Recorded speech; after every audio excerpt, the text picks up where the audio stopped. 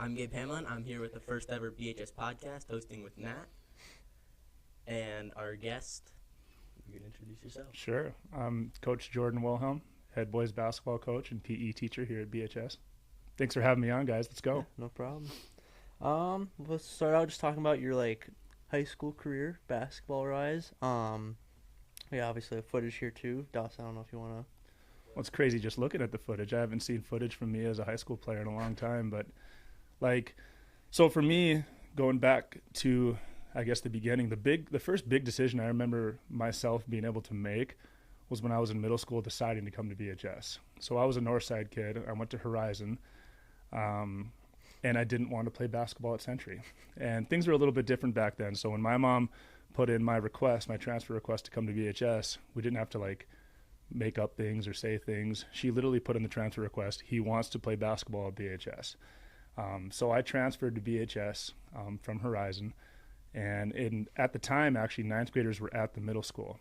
So my very first year of Bismarck High basketball, I was going to school at Horizon, the Century feeder, and I was playing basketball at Bismarck High. So as a freshman, I actually had a chance to play some JV and some varsity. Played in a state tournament, played in a state championship my first year. I had a chance to play with an all-time great Weston Dressler. Played with a lot of good players throughout my career, but my very first year as a freshman, went to the state finals, played against St. Mary's, lost a close game, and then moving through actually pretty successful team career, I should say. I played with a lot of good players. I played for a Hall of Fame coach.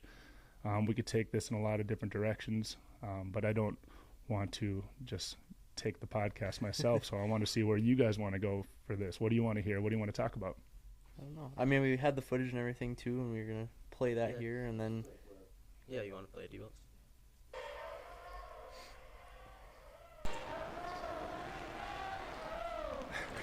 I think it's... There's two. Oh my gosh. That's be my favorite clip. Yeah.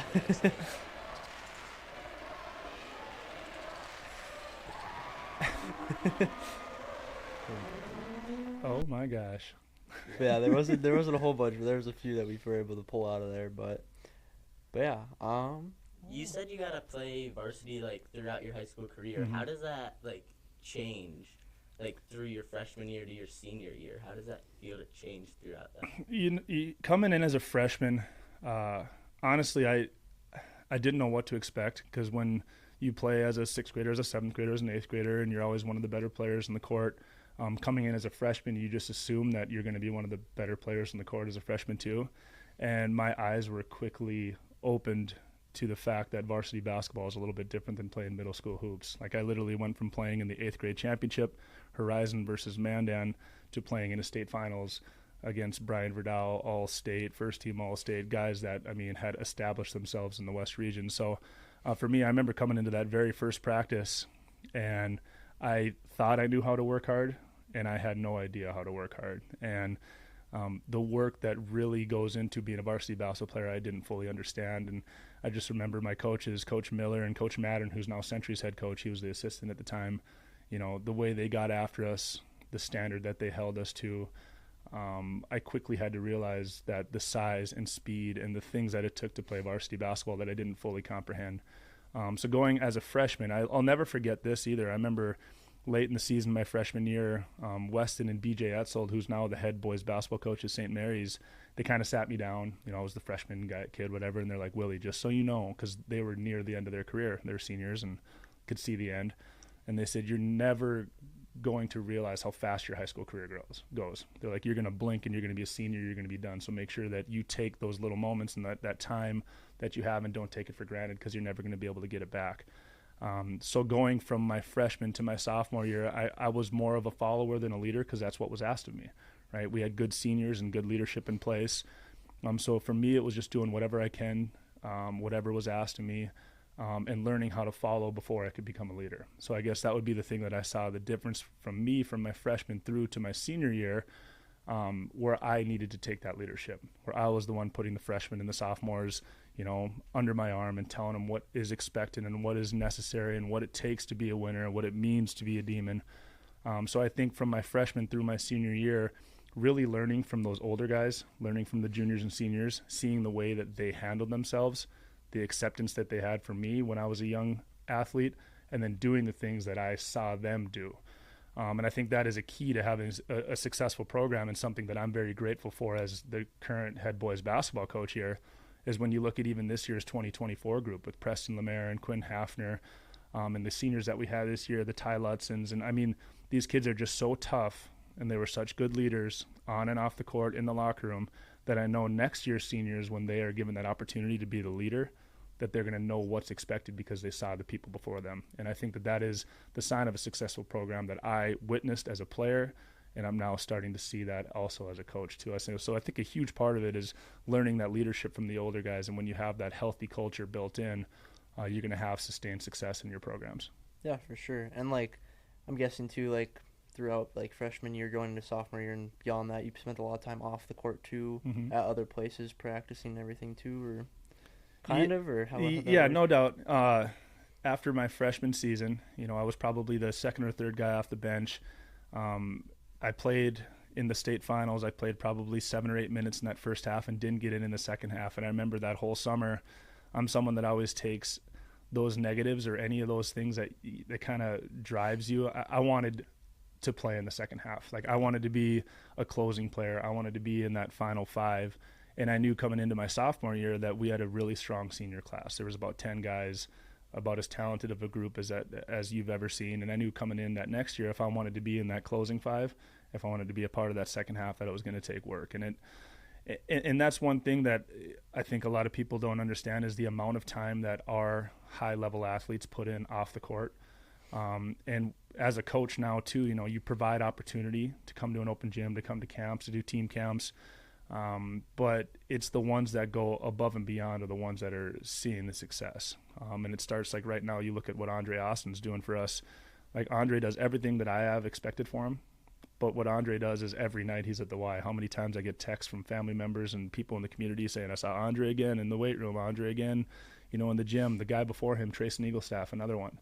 Like, Trayson, he would, after practice, it was the point where I needed to tell him to calm down, like, just, you need to take care of your body, because he was so obsessed with his craft. But there's no secret to having success. You get asked that question from time to time, like, what does it take to be a varsity athlete? What does it take to get to the next level? And what it is, it's an obsession with what you do. You have to love it, and then you have to put in the time. And it's the ones that put in the time away from the court. And even me, when I look back on it, like, I spent a lot of time in the gym. I wish I would have put more time into the weight room. That was one thing that I was never as committed to, because I loved getting shots up. I loved playing, but I didn't love the weight room part of it.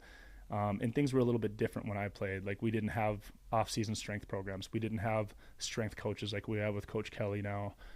So for us, it had to be doing it on your own time. And I put in a lot of time. I put in a lot of work, but it is really like, when you see, I never really understood why, I was a Division II player, why I was not given an opportunity to play Division I. Like, why was I not a Division I kid? I fully understand it now.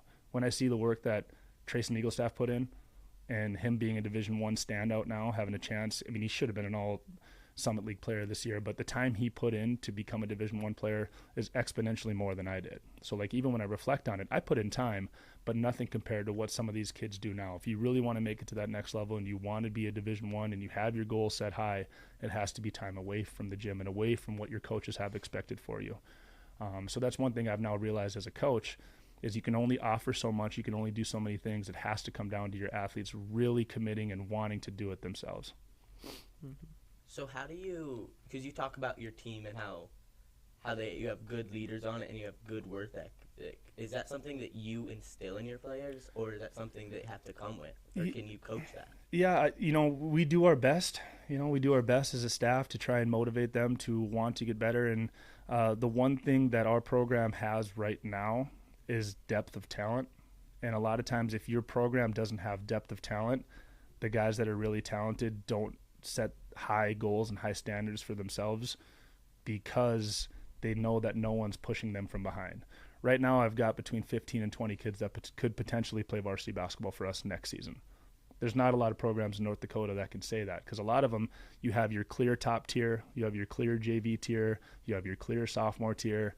And right now at Bismarck High, this is probably the most depth we've ever had since I've been a head coach or an assistant coach in 15 years. So it's a fun place for us to be right now, because if you don't bring it and you don't show up, and you are not fully committed, you're not going to play, and it's that simple. So it makes my job difficult as a coach because I'm going to have to find ways, or I'm going to have to make very tough decisions.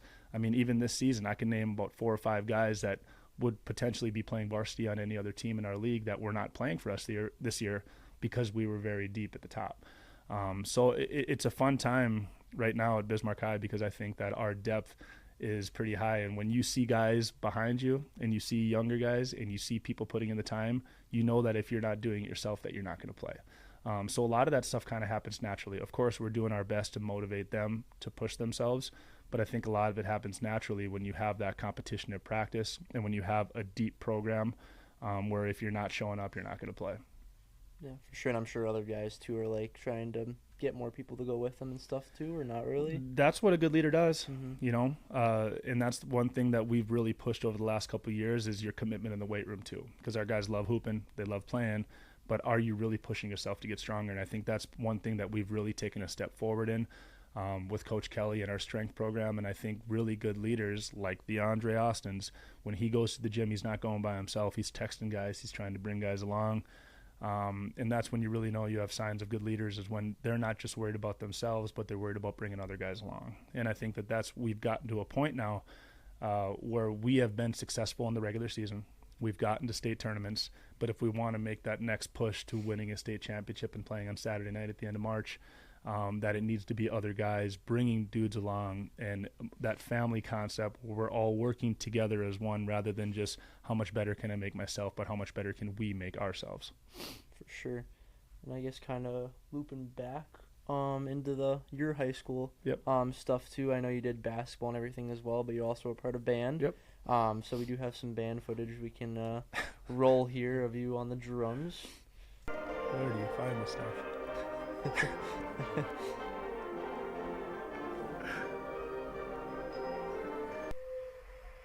I know it was short and everything, but yeah, so how was like the balance of like band and basketball kind of played out there? So actually my very first day of band as a sophomore at Bismarck High, I remember I walked in there because I had signed up for it because I was in middle school, and I was passionate about music as well. But I remember the very first day of class, my sophomore year, I walked up to my band teacher and I said, "Hey, just so you know, I'm a basketball player and a football player, and sports are important to me, and I just don't think this band thing is going to be for me." And he goes, "Well, you're wrong." I'm like, "Well, come on, you know what I mean?" He goes, "I trust me. I've had plenty of athletes. I've had people that are committed to sports." He said, "Just give us 1 year." He said, "I promise you, you will never miss a game. You'll never miss a practice." He said, "Give us your time. I promise you, I understand that you're an athlete first." His name was John Bauman. He's now a band director over in Mandan. And I said, "Okay, well, if I'm not going to have to miss anything basketball related, I'm in." And he was right. I never had to miss anything. And I learned a ton from him. He was someone that approached his music. He approached the band class like my coaches did at practice, and they held us to a standard, and there was no messing around in class. It wasn't a course where you just showed up and did whatever you wanted. Like, you needed to abide by a standard. And that was one thing that I appreciated a part of how he approached that, is it was very sports related. So a lot of times you can get a lot of correlations with whatever you do, if it's music, if it's drama, if you're in choir, it doesn't matter what you're in. If you are holding yourself to a certain standard and you are, committed to a group, and that's another thing too with the band, and anytime you're a part of music, is it's not you by yourself, right? You're working together with people. It's how do you sound as a group. So I took a lot out of it. I'm someone I've always been passionate about music. I have an electronic drum set in my basement. I'm still someone that plays. And it's something that I'm proud of. And it's funny too when I have my students that just see me as the jock, the basketball coach, and this and that, and they don't understand that, yes, I was in the band. I have some nerdy, geeky qualities about myself too. I'm not just the jock, that's playing sports, and it's all sports. So yeah, it definitely was a part of my history and something that I'm still passionate about and something that I was committed to in high school. Yeah, that's an awesome thing too, because music's a really good thing to be a part of, and I'm guessing that also kind of can teach you some more things that you can carry on with the rest of your life too. So. And also too, if you want to be successful with it, you got to put time away, and you got to spend time away from school too. And it was something that balancing those two, balancing school with music and with sports is not something that's easy, but I was lucky enough to have a strong family and a strong support system behind me that held me to a certain standard and had those expectations for me. And I definitely had strong leaders that were in place with me at a young age that helped instill that work ethic that I carried with me through school and now too as a teacher. Yeah, for sure. And so we have some footage from your homecoming. Did you want to play that, Dawson? I think this one's a little longer. Jordan Wilhelm.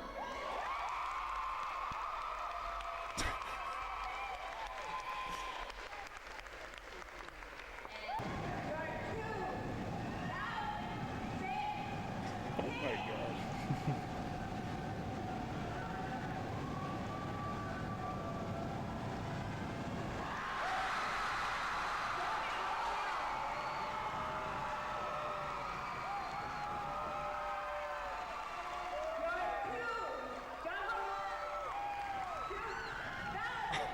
My goodness.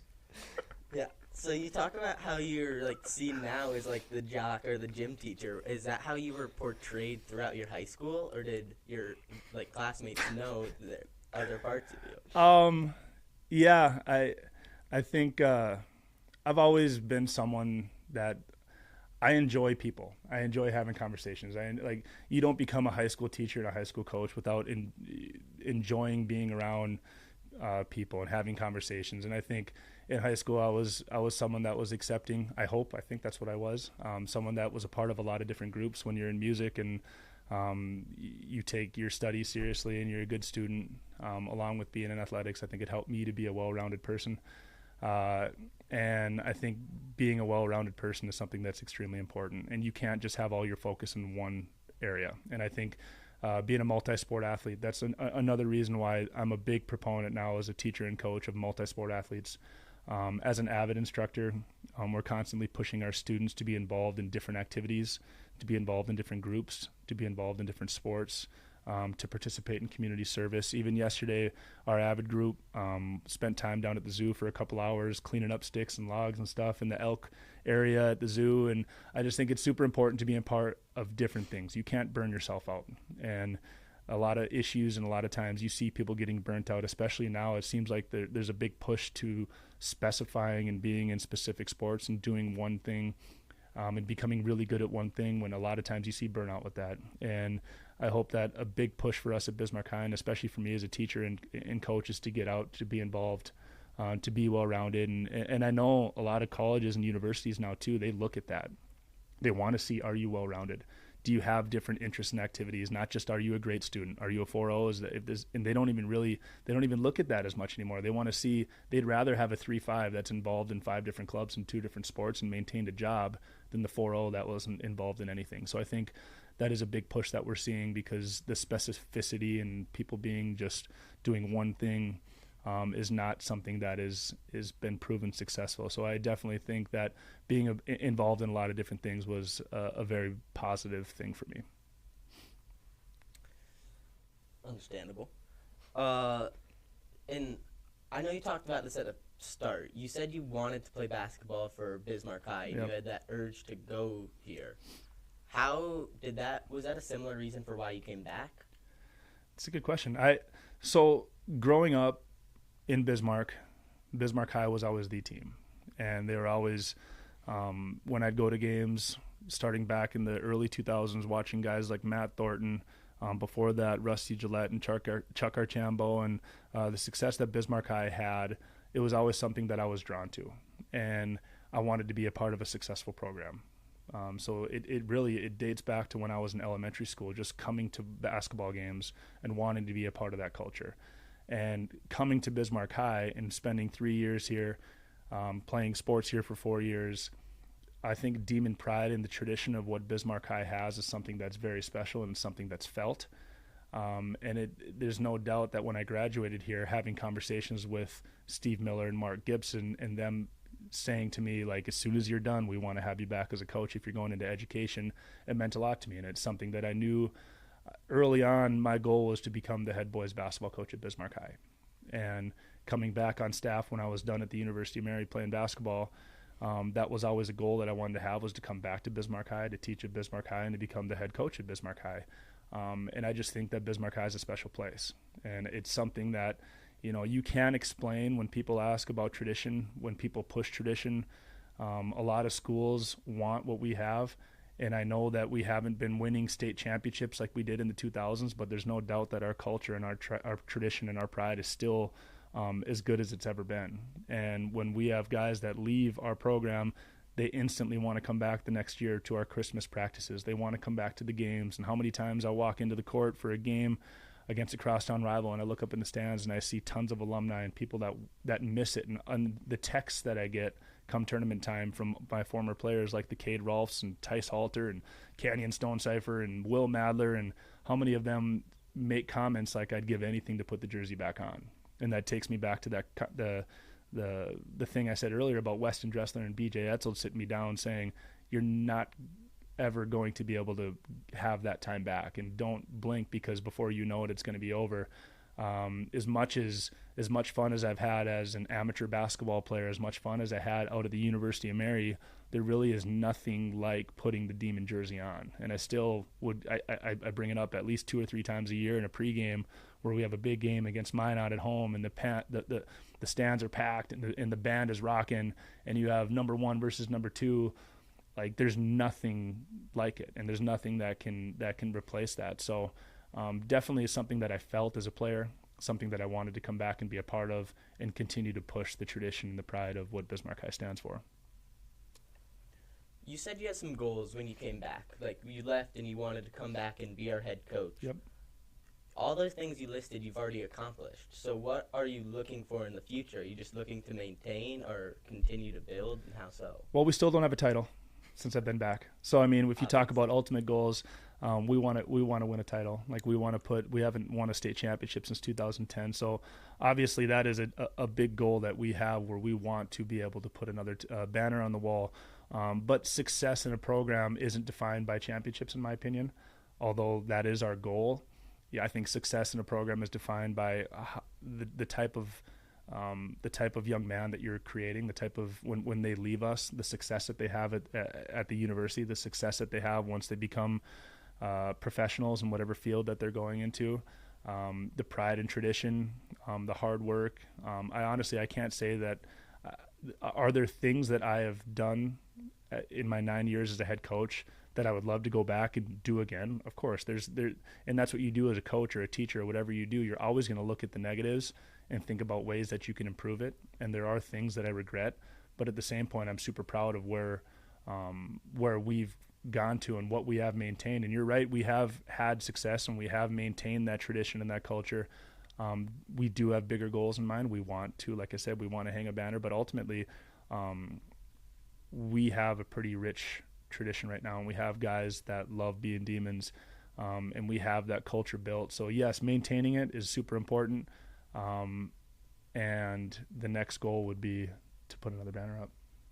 Like, do you see yourself possibly ending up anywhere else within let's say 10 years with teaching here, coaching? That's a crazy part is when I was 18 years old, a good friend of mine, Jason West, he actually was just on a podcast a couple weeks ago talking about the conversation we had where we were 18 sitting in the dorm rooms talking about our goals. And I said, I want to be the head coach at Bismarck High.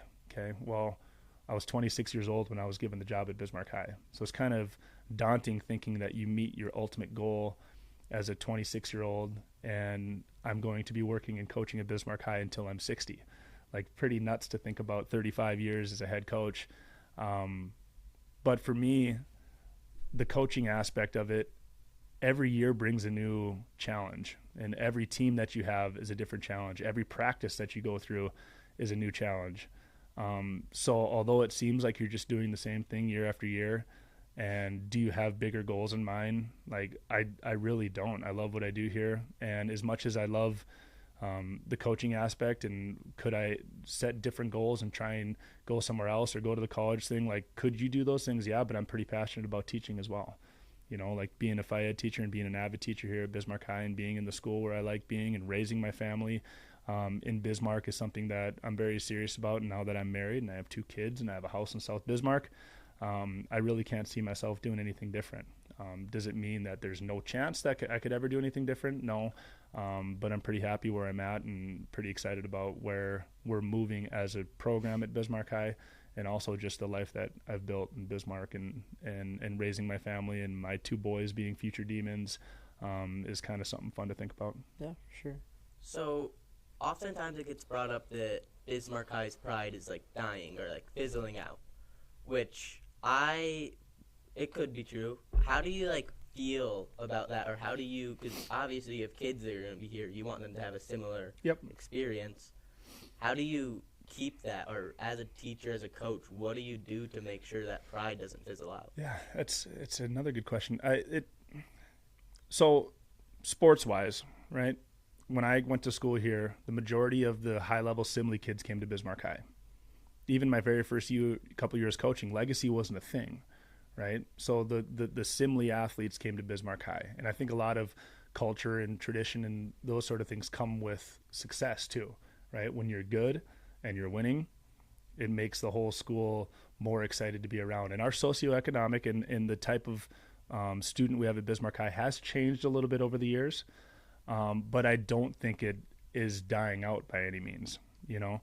And even when you look at, like, with you guys in the cross-country program this year, how dominant you guys were in winning a cross-country championship, how good our track team is right now, right? Our girls team going back to the state finals this year in basketball, our football team getting stuff back together, and with Jack Schaefer going Division I and the excitement we have built in the football program, I think, look at our swim team right now.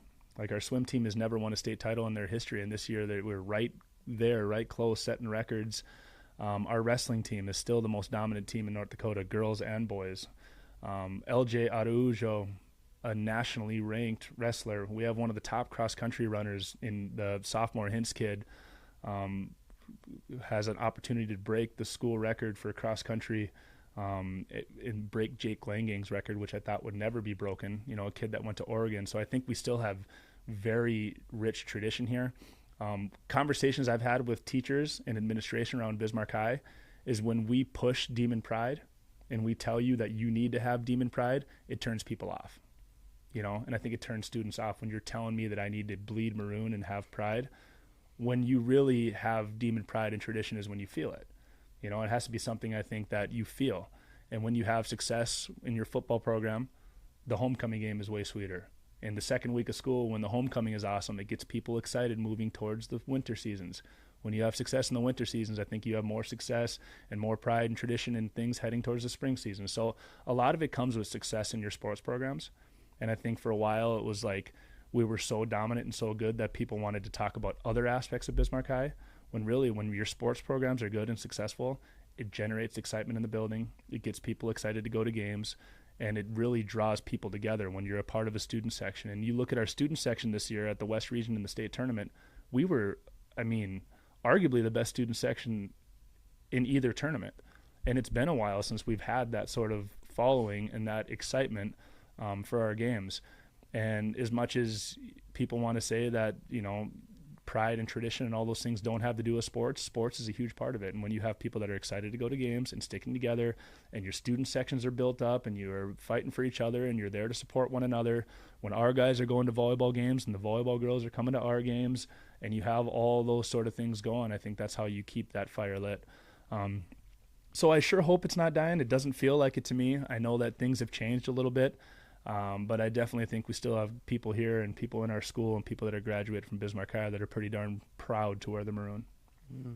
And I can agree too, like comparing like last year's like football and basketball student sections to this year is way bigger this year than years in past. Well, and it comes with that senior leadership, right? Mm-hmm. You're not going to have big student sections if you don't have seniors that are pushing it. And as much as last year we wanted those juniors to take control and be leaders, it's really hard as a junior, a sophomore, an underclassman to have that sort of pride and tradition. And this year with the senior class, I think they've really brought back that energy, and they've brought back, you know, that acceptance and that culture. And when you have a senior class like this 2024 class is, I think they're a special group, and they're an accepting group and people that they want to go support. And when your seniors are good people and they're nice kids and they're good around the school and they communicate with everyone, then people want to go support them. And our goal is to keep that pride and that tradition, that next year's group with Andre Austin and Jack Schaefer and Ross Fisher and Grady Swanson, people are going to want to watch him. Jager Meshke, Jager's a fan favorite. I mean, how many times did I get lit up on the sidelines for not putting Jager in the game early enough? Because everyone loves Jager, and I love Jager too. So, like, having people like that as seniors next year, people are going to want to come watch Jager go get buckets. Like, I mean, I think next year's group is going to be a special one. And then when that 2026 group watches the way they handle themselves, that's kind of how you maintain that culture and pride, is when your seniors, like I said earlier, are upholding that tradition, I guess. So when you get great, like, senior classes like this one or the next one, what's the best way to get your freshmen involved? Obviously, that leaves a lot to the athletes, but occasionally you'll have a athlete that doesn't really care. Can you do anything about that? Yeah. Our freshman coaches, starting with Landon DeCray, are awesome at pushing our guys to come to games. And I think when our younger athletes, our freshmen and sophomores, come to games and sit behind our bench or they sit in the student section and they see the excitement at the game, then when they're playing at 4:15 in the Lynch gym, they're so excited to try and be a part of that 7:45 game in the Carl Guard. And I think when you have a staff like I do, and I'm very proud of the staff that we have here at Bismarck High, my freshman and sophomore coaches do a good job of giving them expectations, holding them accountable at practice, teaching them the things that we want them to learn before they get to my practice, and then also pushing them to come to games. I think that's how you maintain that and you create that, is when your young guys are excited and they're there. And I mean, even now when you come to our games and I look up on the track, we have 7th and 8th graders from Wachter that are at every single one of our games, and they have the whole track lined. And we take our guys down to Wachter too once a year. That's another cool little tradition that we've started. I have very strong middle school coaches too, and every year I bring my JV varsity guys down to the middle school, and we do a little mixer and we do some drills and stuff with our middle school kids. We do a middle school night where they all come up to BHS. They sit right behind our bench. They're recognized at halftime. And that's kind of one cool thing about having direct feeders now, which we never used to have, is that Wachter kids are demons. And we can talk to them as demons. And we can teach them the things that we want them to know by the time they get to us. And then just seeing them at the games now, I mean, anytime you come to a game, it doesn't matter if we're playing Pier over break in December or you're playing Monitor Century at home, our 7th and 8th graders are there at the game. So I think that's part of the culture too, is when our middle school coaches, our younger coaches are pushing them to come to games, they see the success we have, and they're excited to try and play at 7:45 someday for us. Yeah, and then I'm sure that like passes on the enthusiasm and everything too, for like more pride, as well as when they get here too, for coming to high school and actually having that pride to show for the Demons. Yeah, we hope so. We hope that when they come to games, they're excited and they want to keep getting better. And another cool thing we have going is the style we play. I play 10 to 12 people, and that when you're playing that many, a lot of teams across our league are playing 7 or 8 kids, and we're playing 10 to 12. So there's more opportunity. There's more chances to get onto the court. If you are just a hard worker and someone that can sprint very fast for 2 minutes, you can play for us. You can play at the top of the press. We've had several players that have played for us that are not super talented or great basketball players, but they've been super effective for us because the style that we play lends itself to just hard work and energy, and it keeps people excited because they know they're going to have an opportunity if they can just play really hard. Mm-hmm. I think that's all we have. I was going to say, anything else you want to talk about? Was there anything else you want to add or tell anybody about? I'm excited about the podcast, man. You guys got some plans for this or what? Are this going to be a weekly thing, or what are you guys going to do? We're still thinking about it. Yeah. Right on. Get it rolling. Well, I appreciate you guys letting me be your first guest. This was cool. Sure. I'm excited to follow it. So make sure you guys tag me. Let's get it rolling. Let's get it on social media. You guys, Spotify, YouTube, are we? I don't know. We got to talk to Brad about that stuff. All right. Figured we might as well get it filmed first. Let me know any way that I can support. I appreciate it, and thanks for having me on, boys. Yeah, for sure.